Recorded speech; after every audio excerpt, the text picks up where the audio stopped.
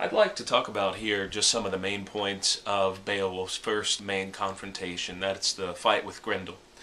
At the very beginning of the book, we have from our narrator a list of what makes a king a good king. And this is important for us because we know we have here Beowulf. The first time we see Beowulf, he's not yet a king, but most of us know that at the end of this story, he will be a king.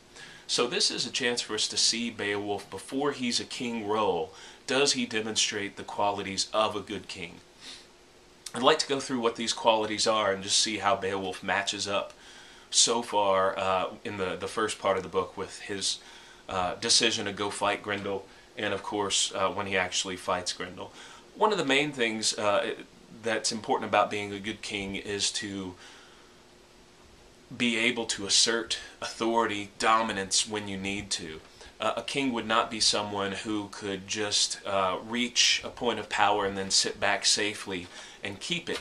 A king would have to continue to hold his position of power, often through warfare.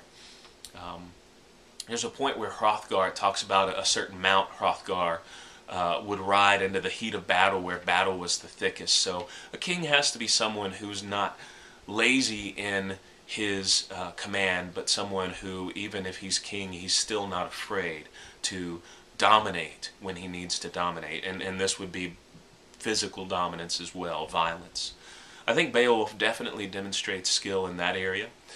There's a scene we'll talk about in a moment with Unferth where he shows quite a bit of skill in this area of dominating when he needs to, but also being political about it. One important thing is a king in this time period would be less of a king of servitude. Like his people wouldn't necessarily have to serve him without question. It would mainly be the king and his followers would have a friendship. It'd be a relationship of mutual service. That yes, people would have to serve their king, but the king would in turn serve them. We see here Beowulf has selected 14 men to follow him in this quest to confront Grendel. And we see in his relationship with these men that even though he is the figurehead of power here, he's not king, but he does have power, both through his father's role and also through his just physical stature. He still doesn't really lord over the other men. He doesn't really place himself above his men. It's a mutual service. This goes to where a good king, it says several times in here that a good king is a ring giver or a ring sharer. The king would be someone who could take wealth and not keep that wealth for himself, but spread that wealth to those who helped him get that wealth, his men, his followers. Keep this in mind as far as amassing wealth and sharing it, because when we get to the final confrontation that Beowulf has with the dragon, this may explain why he does with the gold what he does. We'll come back to that in a later video. But a good king is one that not only has kind of a friendship with the men who follows him, but also will spread the wealth that the king is able to amass. This brings us to the importance of Harrett Hall, as far as a lot of students don't understand why when Grendel picks Harrett Hall as the place he'll stage his attacks, a lot of students don't understand, well, why don't they just desert the hall? Why don't they just build a new one or go somewhere else? And I think it's important that they do desert the hall at night. They go away. But the hall itself would be seen as very symbolic. The hall, Harrett Hall, was built as a display of Hrothgar's kingdom and its success. And so when Grendel targets this to stage his attacks and his raids, it's almost like a terrorist act. The Harrett Hall is symbolic of Hrothgar's power, Hrothgar's might. So it's not just a building. It's a little more than a building. This may explain why Hrothgar's plight for 12 years is such a serious plight. This is his reputation as a king that's being tarnished. A few things you may notice early on in this text is that it's very Christian heavy as far as Christian appeals. Now the interesting thing about this is Beowulf would be, many people argue Beowulf is someone who's based off of an actual historical figure, but this would be a historical figure that would be pagan. Beowulf, if he existed, would be in a time, a pre-Christian time. So we have here several parts where we have our narrator that definitely uses Christian appeals. I think this is intelligent on whoever wrote this down. It was intelligent on their part because this was kind of when Christianity was in its fledgling state.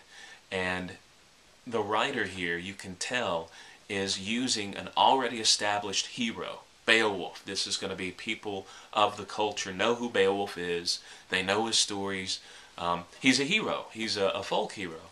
But the writer here is able to ingrain Christianity, which is a newer thing, into culture by using Beowulf as a vehicle that he puts Christianity with Beowulf to kind of spread a Christian message with a story that most people already know of and enjoy.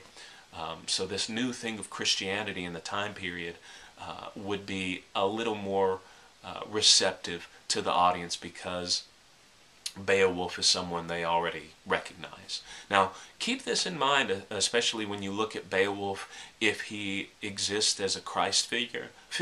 I think this is something we'll definitely talk about, that there are several ways that Beowulf shows some similarities with Christ. Notice also that Grendel is not just a monster, he's really a demon. I mean, this is definitely like a spawn of the devil. And we get a line that we know the lineage of Grendel is he's a descendant from Cain. Well, Cain and Abel, that was how the first murder was committed. Cain slew his brother Abel, and as punishment his entire lineage was cursed, marked to bear curse. And so Grendel was cast by our writer here as one of the offspring of Cain. Now, this is interesting because Cain's descendants were protected. No one was supposed to kill a descendant of Cain because part of the curse was that they endure in their misery.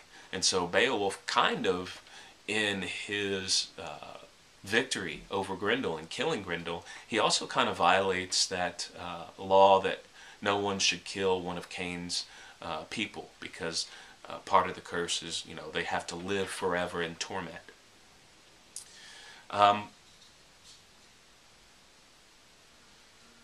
When we get to the last battle that Beowulf has, when he's an old man now, he's an old king, he battles a dragon. And we'll come back to the Christian presence here, but dragon would be definitely something very closely tied to the devil, the serpent, right? Dragons are very serpentine in their picture. So this is another thing where we may have Beowulf as a Christ parallel fighting the dragon, aka evil, the devil. There's another mention in here how Hrothgar's people are so plighted by Grendel's attacks that they actually turn to pagan gods and turn to the devil himself for protection. And the narrator here, instead of attacking these people, it's interesting, he actually pities the people in their pagan worship, because he says this is a time that was before the safety of Christianity, the tools that we have in the time of Christianity. And the narrator pities that the people must turn to pagan rites and to devil worship, basically, in order to try to find safety. So I don't really understand why here the narrator says that, oh, this was a time before we had the safety of Christianity. Yet there are several times when Hrothgar, when Beowulf himself gives glory to God for what they've done. So again, I think it just goes back to the narrator here is able to really spread a Christian message with a wide group of people, that the Christian message would be a new, uncomfortable thing to hear. But I think it's persuasive, the vehicle he chooses to publish it. Now, the next video will go a little bit more in detail of some of the cultural practices of the time, specifically Weregild, and we'll go into the fight itself.